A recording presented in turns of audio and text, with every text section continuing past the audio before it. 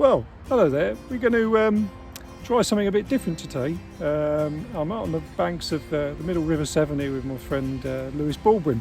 And to be fair, we haven't caught up for a long time, so he said he was coming down here barbel fishing today, and I thought I'll pop over and see him and bring the cameras. And yeah, this was an idea I had last year, and I tried it with my friend Duncan Sharman. We were out tench fishing, float fishing with tench, and we just had a really good chat on the bank and tried to film it.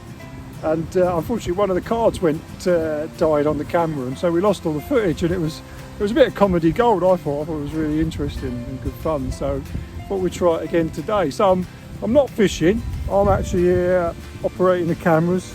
You can see that, and we've got Lewis who's actually doing the fishing. So we're really just going to have a chat about barbel fishing and what Lewis is up to, and see how we get on. So subscribe if you enjoy these videos, give us a thumbs up if you like it, and drop us your suggestions below if there's anything else like this you want me to have a go at. So let's see how we get on.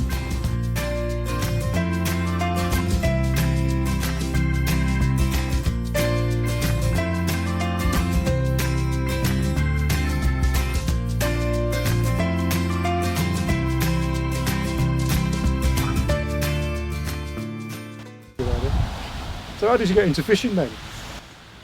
The same as a lot of us, to be honest. I think through my dad. Yeah.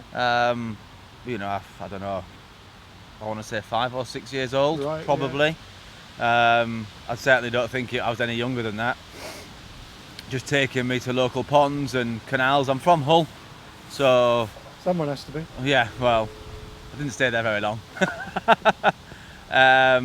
Take me to a place called Severn Canal, which I haven't got a clue what it's like anymore, but back then in the late 80s, it was a really, really productive fishery and somewhere ideal for, you know, for a dad and his lad kind of thing.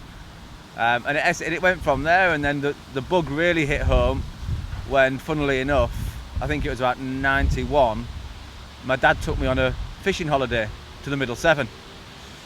We stayed at a place called the Mug House in Bewdley, which at the time was quite famous. Had a lot of travelling fishermen staying there. It was around the time when the Severn was going through a real boom of barbel fishing, or the beginning of it. He used to go 2 or 3 times a year with his friends, and he decided to take me. And my first barbel came on I think it's the Hawk's Back stretch, just below Bewdley. Yeah. And that was it. Right, hooked. Yeah, that was it, literally. I had a couple that trip, but watched my dad catching upwards of 19, 20 barbel a day on, Yeah.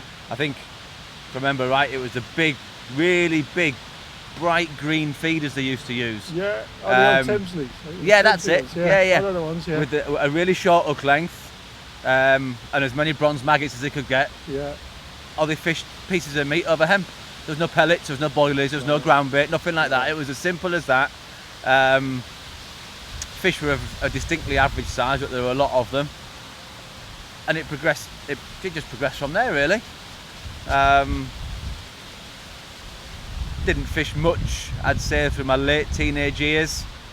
Work, college, you know. Yeah, the usual. The Girls. usual, yeah. Turning into an adult, let's say. Partying. Yeah, partying. And then around about, I think it was 2004, so I was in my early 20s, I moved to Stratford-on-Avon. And with the river on my doorstep, I'd still dabbled in fishing. Yeah. But it wasn't something I took seriously. Yeah. But then when I moved to Stratford and then the Avon within a 5-minute walk of the house, all of a sudden a whole new world had opened up for me, and I went out, kitted myself out, and off I went down to places like Severn Meadows and Lucy's Mill in Stratford, which back then were very, very prolific waters. Well, that's a good point as well, because you were actually getting on a bit, but yeah, back in those days it was really prolific, wasn't it? They were very prolific. Yeah. Not massive fish, but lots of them. Just lots of them, yeah. And you can invariably go down to those places, particularly Severn Meadows, below the weir, and on any given day, catch 2, 3, 4 barbel, and have a good chance of a double.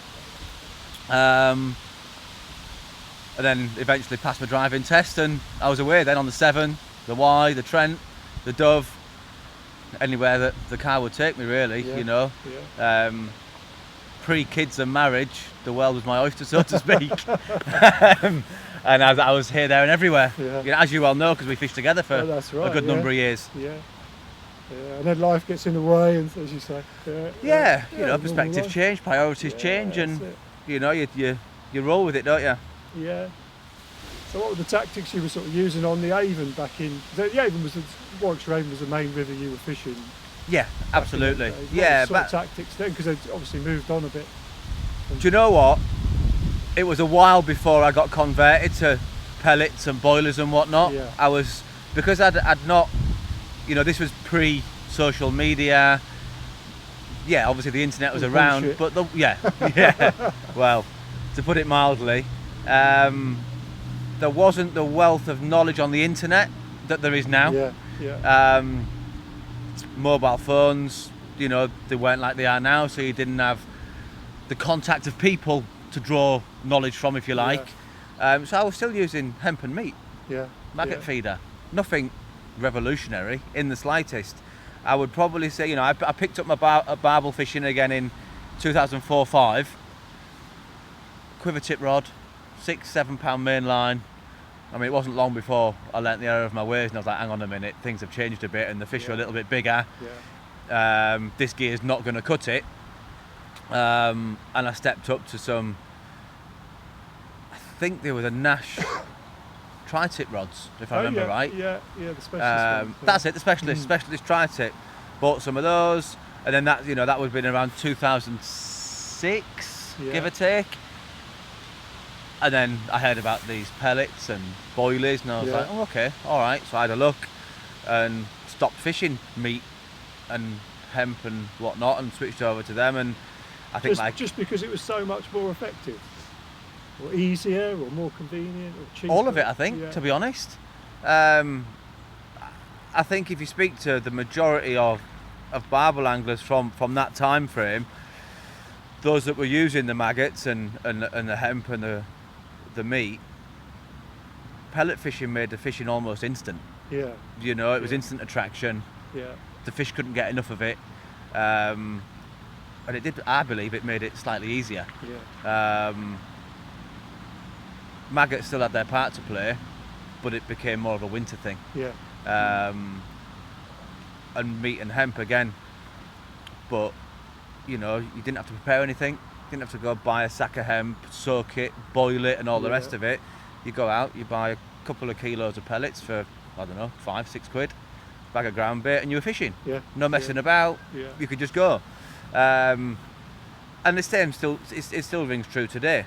You know what, we're 13, 14 years on now, but it's still the same, and the fish still go mad for them. Yeah.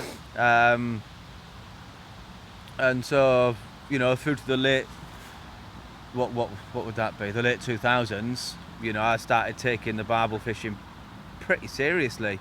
Well, again, it was a bit of the right time, right place, right time, wasn't it? Because the Avon, I mean, like a lot of rivers, it in my experience down here, it sort of developed in a specific pattern where you ended up having less fish, but a lot of good fish, a lot of doubles. Yeah.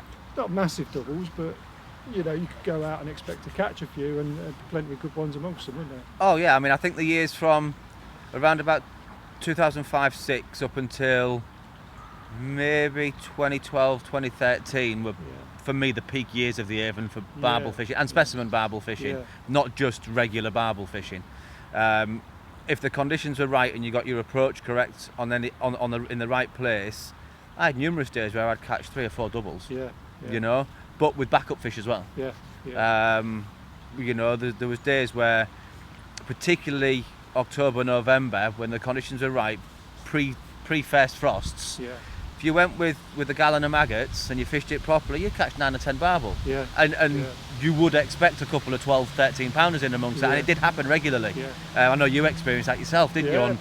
On stretches, we didn't know each other then, but you were fishing not far from where I was fishing, only maybe half a mile downstream. And you were having very similar results at the same time period. Yeah, it was a good period.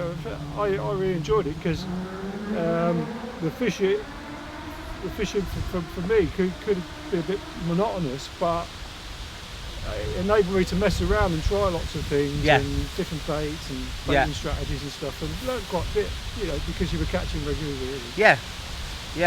And it was a really, really good time to be on the river. You know, I think at one point your average was 1 in 3 fish would be a double. Yeah, yeah. I think it's safe to say.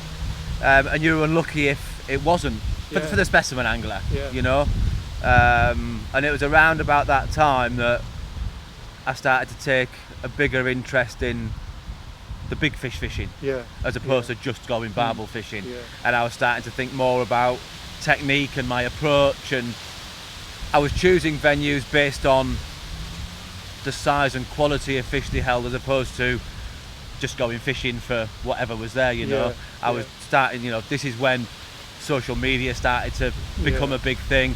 You had things like Barbel Fishing World at that point was a great mine of information. There were some really, really good people on there that actually even today I you know, class as friends. And it was a nice community. You could learn a lot from things like Barbel Fishing World, and eventually Facebook took over and other things took over. And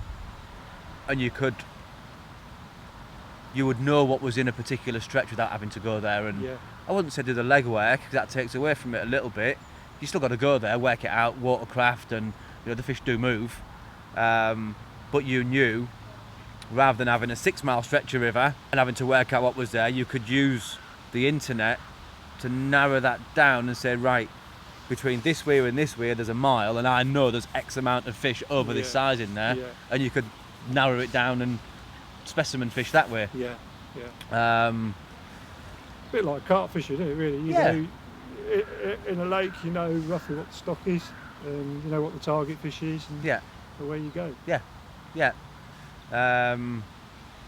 But it's, I mean, I've completely lost track with the Avon, to be honest. But over the last probably 4 or 5 years, I've not done a great deal of barbel fishing at all, personally. But again, it seems to have changed.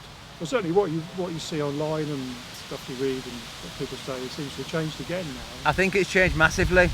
I think there's many reasons to it. But it's a phenomenal all-round fishery now, I think. I think if you were to go and fish the stick float or the waggler for a day, or just fish on the tip, there's places you can catch 20 or 30 pound of silvers. Whereas 10 years ago they wouldn't have been there, but you'd be catching the barbel. So, you know, there's been many things happening in the past 10 years or so that have affected the stocks of barbel on the river.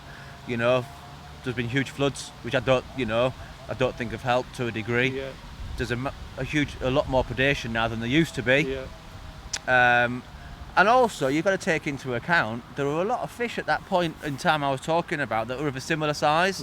And I believe with the same year class, or a similar year class, within a year or two, they don't last forever. No, exactly. You know, there was a lot of fish between 11 and 14 and a half pounds. I've seen it so many times on different rivers where people were like filling their boots and thinking this is brilliant, catching loads of doubles, say, and in retrospect you think, well, where's the small ones coming through? And I'm at the point now where I'd much rather see the smaller ones coming through than the bigger ones, because that gives you a healthy fishery for the future. But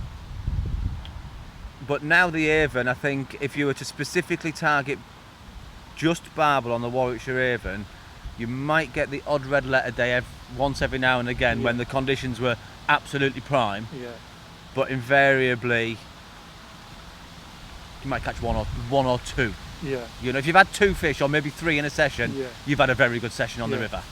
But I think that's realistic barbel fishing. I think so. You know, for most rivers in the country, and that probably reflects a more natural barbel population.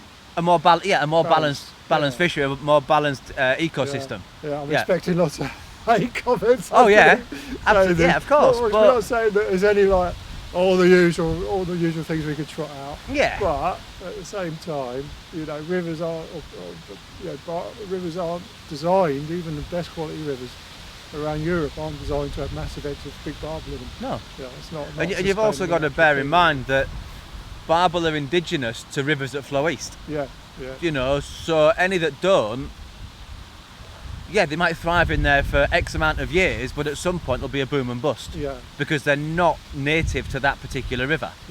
They were stocked in maybe the 60s or 70s as 2, 3, 4 pound barbel. They've successfully spawned. Those fish have gone on and peaked, and now we're seeing a drop off in some rivers. Yeah. But the other species are making a comeback. Yeah, it's actually, you know, if I remember from being at university, it's absolutely the typical population dynamics you get with an introduced species. Oh, You get okay. a massive increase. Yeah, When a new species goes into a new environment, they go whoopie doos, it's great. yeah. And you get a big increase, and then gradually rapidly sometimes the population settles down to Yeah. a more balanced level. And I think that's probably what we're seeing. Yeah, Like we said, a balanced ecosystem where actually it's better for the angler because it'll encourage more diverse anglers to be on the river. yeah. Rather than seeing barbel anglers on every stretch, you'll now go and you will regularly see people trotting a float, fishing the tip Yeah, with the keep net out for a bag of chub, Yeah. and they're having a good day's fishing. yeah. I run a syndicate on the Warwickshire Avon. I've run it for about 5 years, and when I took it on, it was pretty known as a barbel fishery. Yeah. It was, you know. Whereas now, some of the lads are going down and they're having great days. They're catching 10, 11 ounce dace, Yeah, 2, 3 pound perch, yeah, bags of a dozen chub. Every now and again they'll hook a barbel, yeah. you know. And we're hearing the same thing. I'm not going to name any rivers, but on lots of rivers up and down the country, you know, people are saying exactly the same thing has happened. Lots more silvers, roach, chub come back, dace are coming back. Whether it's connected or not, or whether it's just people fishing in a bit more diverse ways. Yeah, they've had to diversify themselves Yeah. because there's not so many barbels, so they've got to think, well, Yeah. I still want to go fishing, but I don't Yeah. want to sit and catch nothing every time I go. Yeah. So we'll try something different.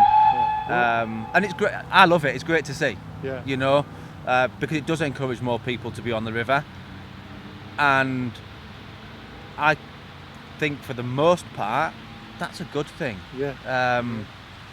There's places where you go which are constantly packed and rammed, you know, but I think as a whole the river's still massively underfished. Yeah. Yeah. Look at where we are today.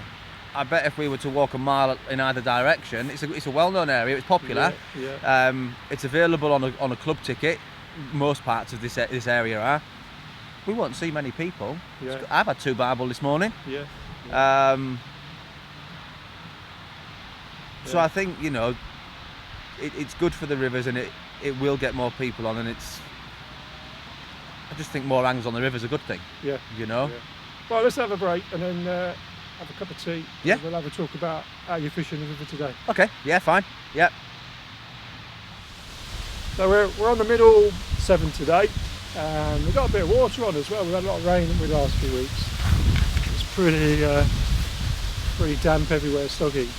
We've got a few feet on today. I think you've got 2 or 3 foot on, yeah. Yeah, still a bit Yeah, I colour think so. to it. There's quite nice conditions, other than it's gone a bit chilly as well, isn't it? But Yeah. I like fishing this time of year. It's invariably the time when the barbel start to move around a bit out of the summer haunts. Yeah. You know, and through the summer, it can be feast or famine with the barbel fishing on the more prolific venues, because the fish tend to be holed up in certain areas. That might be a 100 or 200 yard stretch, but then it'll be devoid of fish for quite a distance. Whereas now, when you've got a bit of water in, I much prefer it because the fish start to move. They'll go on the feed in the readiness for winter, and the fishing's a little bit. It levels the playing field a little bit. Yeah. You know, Yeah. you've not got 1 or 2 people in the going swim, Yeah. and you can't get near the fish. Yeah. They'll move around. They'll sit in the winter haunts, or they'll start to move into where they can easily pick up food without having to expend too much energy, and gives you more options as an angler, really. Yeah. You know. Yeah. So I do like this time of year, and these conditions are pretty good. I know we've got some high pressure today, and the river's fanned off a little bit over the past few days, but if you put the right bait in the right place, they'll still take it. Yeah. At this time of year. Yeah, so we're not talking mega flood conditions, No. but I mean the river's running pretty hard. Yeah. And it's conditions that a lot of people, they know they should be out fishing in when it's like this, but they perhaps struggle a bit with, you know, swim selection. I think, and I think baits that's and fair bits, to say. really. Yeah, so give us your words of wisdom on what you do. In these conditions, for me, I mean, it pays to know what the river looks like in the low levels, so you know what you're casting into. If it's somewhere that, I mean, I know this stretch, I've fished here on and off for about 10 years, 11 years, so I know where to fish when it's got 2 or 3 foot on.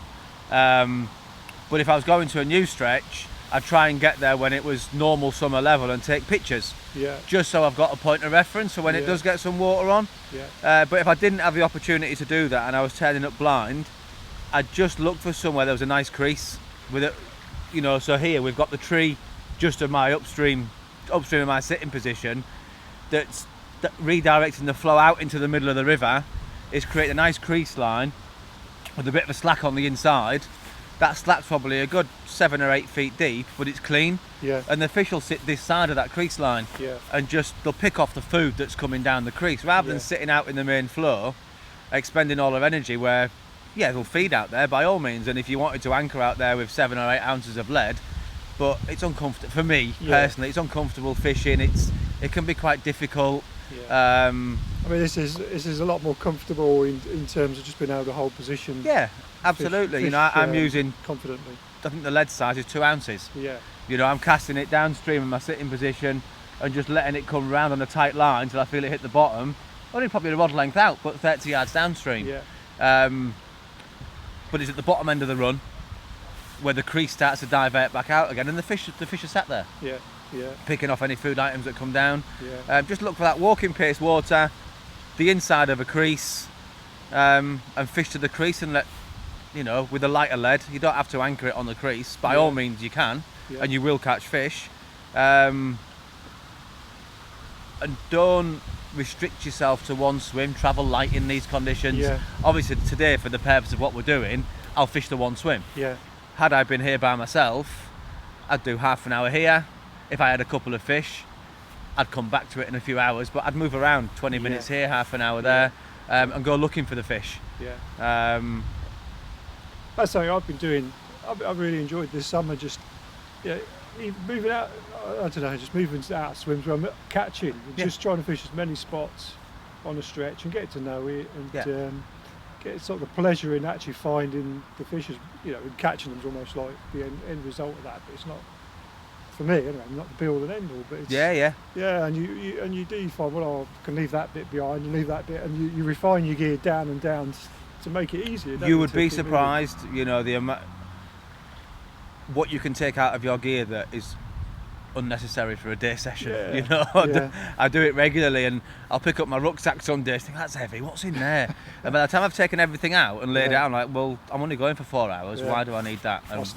Mine's heavy because it's full of sandwiches.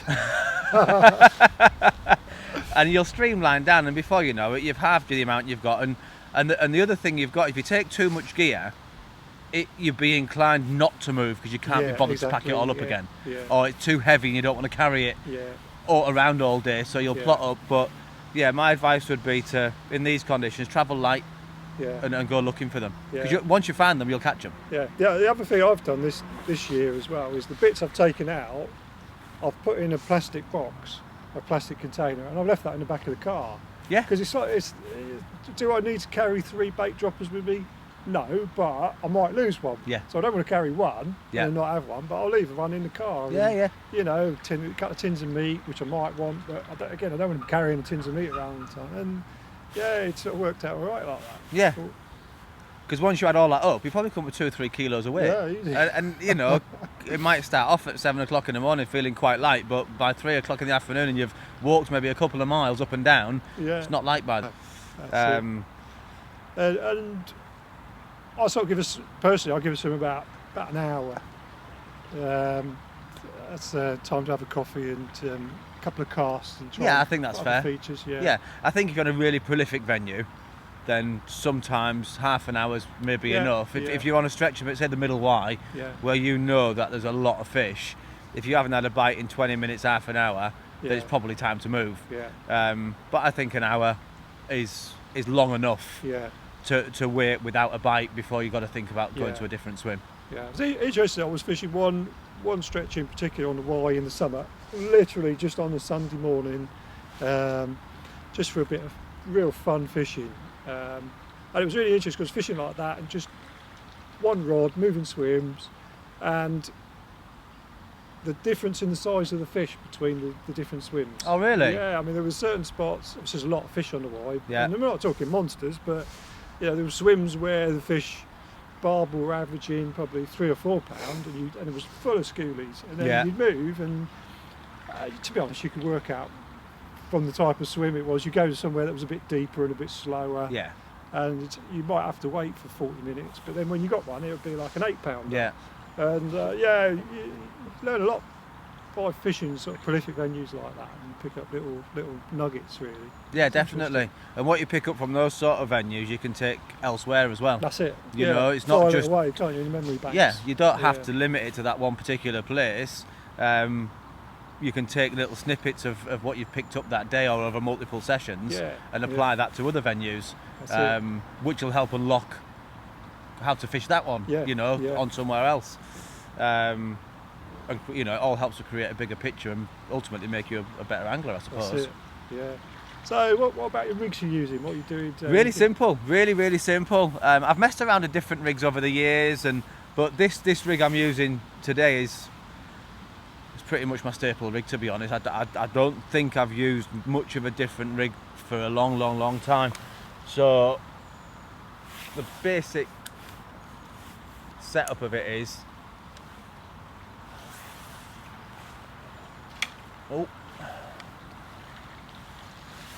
pop that there. I'll just a running lead on a feeder bead. I think they're the John Roberts feeder beads. It just enables me to change between a bigger or a smaller lead, or if I really wanted to, a feeder. A float stop up the line. In this occasion, it's for catching any debris just through the water column, so it doesn't mask the lead or the hook. A bead, so that the lead will stop on it. A buffer bead, and then I always barbel on. Here we go. We'll have to come back to right that on cue.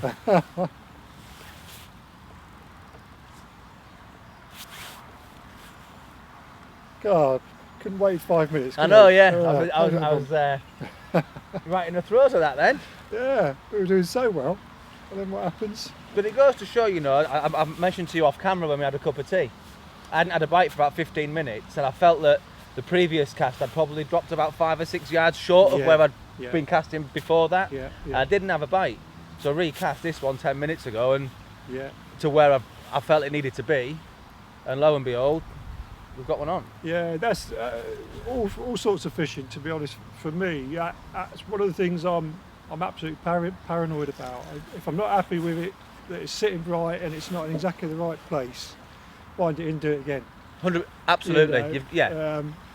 And that's, if you're fishing all night, say I'm out bream fishing or carp fishing or something, and you're chucking it out and you're waiting for a bite all night or sleeping until your alarm goes off, then obviously it's absolutely paramount. But the same rules apply to, I think so. To everything, don't I'm really fastidious, and I don't see a lot of barbel anglers doing it. For whatever reason, feeling for the drop when I'm casting out. Particularly on a river, because snags can move from one season to the next. The weed that was there last year might not be there this year, or vice versa. So if I don't get a drop when I cast out, I'll recast. Because I want to know that lead or the feeder, just for the dunk, has hit the bottom with a good crack, to be honest. Because I'm confident then that my bait's presented, and it's not going to cause me any problems. And if I don't get the right crackdown from my lead or feeder, I'll recast. And invariably, you don't have to recast too many times on the river to get that. But I just think it's it's one of those small percentages. And in any fishing, if you can add up the small percentages, to soon make the big, make the big ones. I'll give that again, like the last one, a few minutes to rest. I'll get this out of the way as well while we're... So we got as far, while that one's having a rest. So we got as far, I don't know, where we got to then? We got to the feet, we got to the buffer bead. Right. So... Hang on, I'll come back again. Okay. Yeah. And then I always fish just a link clip, either a quick change swivel or a link clip like that, and then a silicone sleeve. Reason for that being, it's easy for me to change from a shorter to a longer hook length if need Yeah. be, or a different material, or I can unhook the fish in the net, put the hook length on, or just get the rod out of the way. Yeah. You know, on the rivers a lot, and you'll know this yourself, you can go for a lot of hook lengths on places like the Wye and Trent. Yeah. You don't be cutting the line, retying it every Yeah. cast. No, one thing I always do is I always have a feel along the hook length. Yeah. Especially with like fluorocarbon, because a lot of times it goes like a hacksaw blade, and you can just feel You the can feel chafing it, on yeah, you can feel the Yeah. fray on it. It's really Yeah. important. That's actually a really good point, because it does happen a lot. And then the hook length is dependent on the day and the river I'm fishing. Yeah. You know, I've got 3 of these made up with different hook lengths in, Yeah. different materials. Some of them are just coated braid all the way through to a big hook, which is what I'd use for boilie fishing, particularly at night. Other ones I've got long fluorocarbon hook lengths with 2 inches of supple braid at the end as a combi rig, Yeah. with a smaller hook for fishing when it's low and clear. Yeah. Or like today, we've got a bit of colour on the water, so I'm happy to fish. This is, I think this is 12-pound mono, Yeah. you know, a couple of Yeah. foot long, and on that rod I've got coated braid, Yeah. you know, and I'm happy to fish that, you know. And I'll just change the hook length depending on the bait or the Yeah. size of the bait that I'm using. Yeah. Yeah. Cool. Right, And that- we'll deal with this fish, and then we'll have a little bit talk about baits, I think. Yeah, sure.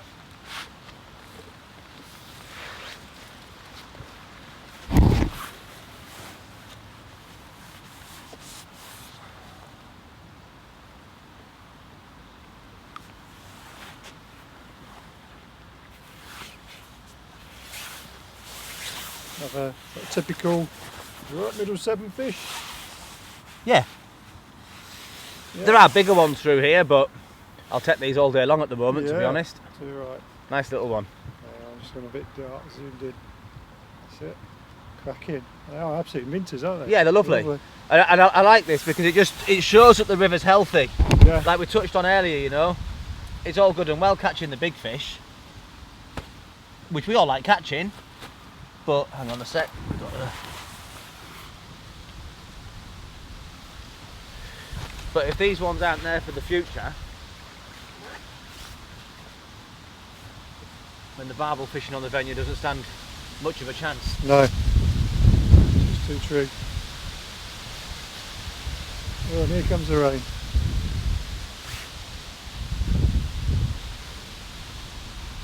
We're going to talk a little bit about hook baits and Okay. what you're using today, especially in these sort of conditions Yeah, when yeah. there's a bit of water on. Yeah. So you started on the meat, I think, this morning, you were saying. Yeah, I did, yeah. This particular stretch is well, I say this particular stretch, Middle Severn's pretty well known as if it's up and coloured, fish a piece of Yeah, meat, you know. It's been written about dozens of times, if not Yeah. more. So I started on the In meat, fact, and blatant plug coming. Yeah. In fact, I did a video on it. I'll put a link up to it. We did Yeah. a video with Lyle Breakspear on it all about it, and there's literally I no remember one, that. no one better to talk to. Yeah, about it than absolutely. Lyle. So Yeah. yeah, watch this one first, and then go and have a look at that one. I actually fished this swim before in pretty much the same conditions, and had Severn Barbel on meat. Right. So I thought, well, you know, I'll fish meat. Yeah. Lots and lots of bangs and taps on the rod. So I switched over to worm, and within 5 minutes switching over to worm I had a bite. Right. So I've Yeah. now had 3 and lost one all on worm. Yeah. Again, not a bait. I mean, again, when I was a kid, you'd read about people on the Thames actually fishing with like alert worms and Yeah. bobworms and that. But again, sort of not exactly a trendy. It's barbel not fashionable, bait, is it? But It's not the latest boilie. these conditions, I'm a big fan of natural baits. Yeah. But not maggots and stuff. Something that's got a lot of smell about it. And Yeah. you think it's flooded, the rivers come up. You know, the worms will get washed in. You're not going to get anything for me that's more natural. It's Yeah. very, very rare in these conditions that I'll fish a boilie or a paste bait. Yeah. I just think fishing stuff like worm and meat is a lot simpler. Yeah. Simple rigs, simple fishing. You know, it's pretty straightforward, and the fish like it. Yeah. You know, don't get me wrong. I've got a pot of mini boilies with me today and some ground bait. I did start off on the ground bait feeder on one rod with a worm hook bait, but as we've discussed earlier, I've took it out the water because it was more of a hindrance than a help, to be honest. Yeah. But worms, even in low clear conditions, worms can be good, but you get pestered by the small fish then. Right. Whereas in these conditions, really, the only thing you're going to catch is either a chub or a barbel. Yeah. Which has been proved today. Yeah. You've not been getting that many. Well, I've not been watching that closely, but it doesn't seem to be getting a lot of taps. It's just wrapped round, doesn't it? Yeah. You'll get maybe a little knock, and then it'll just wallop round. The great thing about the worm is it's free. You get them anywhere, you know. Well, if you put the effort in. Well, yeah, you've got to put the effort in. I am the world's worst person at catching knobworms. Oh, really? Yeah, I'm too heavy-footed. I try and creep up on one, and they're off before I get. I'm fortunate that I've got an allotment, so I just nip down there and we dig a few up because the ground there is quite rich, so it's full of worms. Yeah. Quite handy in the spring for the tench as well. Yeah. Because I go through a lot of worms tenching, and a kilo of dendrobinas is not cheap as much as a day ticket. Yeah. So if I can get half a kilo of lobworms from my allotment, it saves me a fortune. Days, yeah, absolutely. Yeah. That's more hate messages from the animal livers. We're going to be like, you can't use it for worms for bait. Oh, Worm Liberation Front. So yeah, conditions like this, keep it simple, worms and meat, and invariably, if you're in the right swim, the fish will take one or the other. Yeah. But again, it's going back to what we were saying about roaming around and fishing different swims. You don't want to be carrying a gallon of Empen caster or whatever it is where you're doing that. You know, you want to be carrying, again, bait weighs heavy, so you want to be carrying as little as you can. Yeah, and the other thing as well is it's actually not just about the bait. I mean, I can't say I've seen it because I've not done a lot of underwater stuff. You might have a better take on this than me. And obviously in these conditions you can't see under the water anyway. But I have this thing in my mind whereby if I'm fishing a hair rig bait in these conditions, there can be a lot of debris in the water column. Yeah. And I don't know if it's true or not, but I have a thing about the hook point getting masked with stuff in the water column. Yeah. Whereas worms are directly on the hook and you can just cram them on, and even if the hook point gets covered with a worm, the bites are that good, it'll pull through because it's soft, and you can bury the meat inside the hook, thus eliminating the chance of a tangle or anything masking the hook point, and again you get a bite, it's going to pull through. If you've got, say, a double 15mm boilie paste wrapped, then a size 6 hook above it, that hook's free to be tangled on anything in the water column. There might be no truth in it, but it's a confidence thing for me. Yeah, it's unfortunate. It's one of them things that obviously because the water's up and coloured and there's virtually no visibility. It's one of them things that we've never been able to kind of film and but I mean, again, logically it all makes it's just sense, you know, again, like I said before, it's them little percentages, and it might make absolutely no difference whatsoever, but to me it does. And I'll fish more confidently that way. So nice one, but that's brilliant. I'm going to let you carry on fishing, and I'm going to make a run for it before it pisses down. Okay. Yeah, sure. Really good. Looks good to catch up and see you. No, I've really enjoyed it. It's been really, really pleasant, mate. It's been good. Stuff. It's good morning's fishing. Thanks everyone else for watching. Hope you all like it. Yeah, we like it. Yeah. Drop your comments below. Give us a thumbs up if you like, and subscribe if you want to see more of these videos. If there's anything else you want me to cover, just let me know and we'll see what we can do. Thanks very much for watching.